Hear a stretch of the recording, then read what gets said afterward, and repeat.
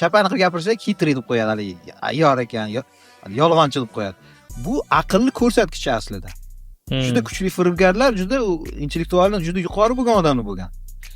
Ya'ni ular ahmoq bo'lmagan, juda aqlli bo'lgani uchun firibgarlar o'sha aytaylik har doim fan rivojlangan sari haligi aqlli nimalar jinoyat olam baravar rivojlangan. Mana bitta misol keltiraman. Poligraf o'ylab topildi, ya'ni detektor lji ruschasiga, haligi ayyor yolg'on gapiryaptimi, yo'qmi shuni aniqlaydigan. Bu o'sha qon tomirlarini, shu yurak urishini, pulslariga qarab, o'sha yolg'on gapirganligingizni aniqlab beradigan apparat.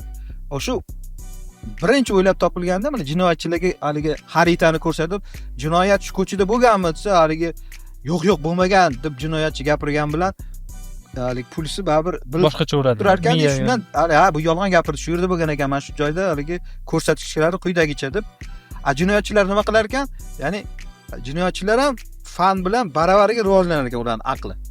Haligi aldash uchun jinoyatchi, qamoqxonada o'tirgan jinoyatchi nimaga doprosga olib kirishdan oldin kalishini tagiga haligi shishani bir nima qilgan tashab olarganda, xaritani ko'rsatganda oyog'ini bosib uni chalg'itib orar ekan haligi nima.